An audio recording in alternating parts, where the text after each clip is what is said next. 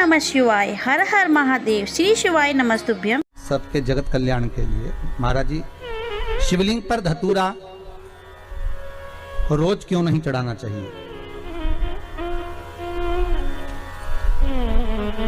अच्छा प्रश्न है। शंकर भगवान को धतूरा कब चढ़ाना चाहिए उसका विशेष ध्यान रखें। जैसे शिवरात्रि है, प्रदोष है, या सोमवार है, या कोई विशेष आपका उत्सव है, तो आप शिव जी को धतूरा चढ़ा सकते हैं। या विशेष कोई बीमारी ऐसी लग गई है या विशेष कोई तकलीफ ऐसी हो गई है जिसका निवारण नहीं हो रहा, तो आप धतूरा चढ़ा सकते हैं। धतूरा चढ़ाने का भी एक क्रम है।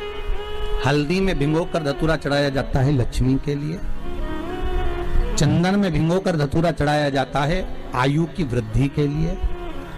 अबीर, अबीर एक सफेद कलर का बॉर्डर होता है। अबीर गुलाल जो होती है, गुलाल में अबीर डलता है, चमकदार, आपने देखा होगा अबीर। तो अबीर में धतूरा जो डुबो कर चढ़ाया जाता है, अबीर को लगाकर चढ़ाया जाता है, वो रोग मुक्ति का होता है। काय के लिए होता है? वो रोग मुक्ति, रोग की मुक्ति। धतूरे का भी एक स्मरण होता है महाराज।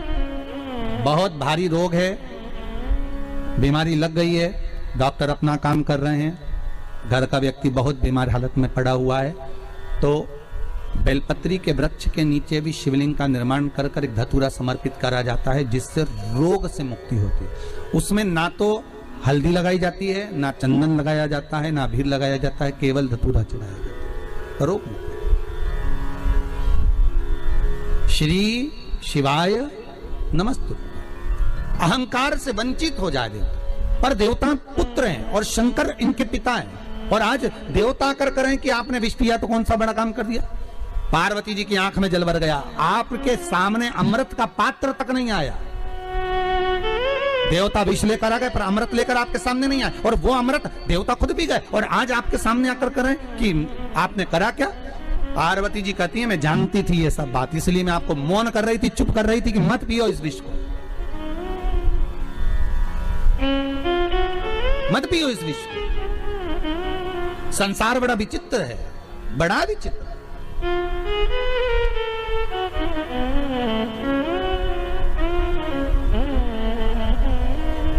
पार्वती जी शिव जी से कहीं तो शंकर भगवान पार्वती को बिठाए नंदी पर। काय पर बिठाए?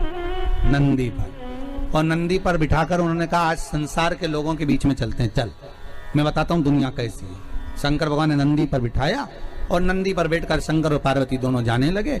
गांव के लोगों की आवाज निकली, पीछे से लोग कहने लगे देखो बेचारा बरसब नंदी, अरे बेचारे नंदी पर दो दो व्यक्ति, बताओ बेट पर चढ़कर जा रहे हैं, इनमें इतनी अकल नहीं है। कम से कम एक पैदल चल लेता, एक का वजन तो बेचारा वृषभ झेल लेता, वो नंदी झेल लेता। शंकर जी बोले पार्वती नीचे उतर जाओ।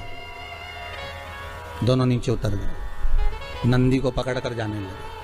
फिर आगे गए तो दूसरे गांव के लोग बोले कितने मूर्ख हैं, साथ में जब नंदी है तो बैठ के जाने में क्या दिक्कत है इनको, पैदल चलने से क्या फायदा। नहीं होता तो बात दूसरा था, साधन नहीं है, पर साधन है तो बैठ कर जाओ, बैठ के चलिए।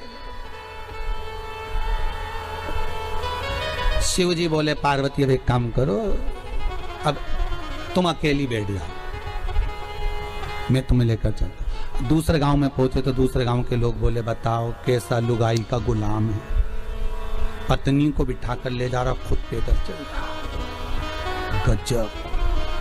शंकर जी बोले पार्वती तुम नीचे उतर, अब हम बैठेंगे, तुम पैदल चलो। फिर आगे के गांव में गए तो लोग कहने लगे बताओ कैसा पति है, बेचारी दया तक नहीं आ रही, बेचारी स्त्री इतनी सुंदर, उसको बेल खिंचवा रहा, खुद बैठ कर जा रहा, ऐसा हो रहा, पर देखो जरा वो बेचारी ऐसी हो रही, पैदल चले जा रही। शंकर जी वापस नीचे उतर गए। पार्वती से कहा कैलाश चलें कि और सुनना बाकी रह गया, कैलाश चलें कि और सुनना बाकी रह गया। पार्वती जी बोली कैलाश चलिए। शंकर भगवान पार्वती को कैलाश ले गए।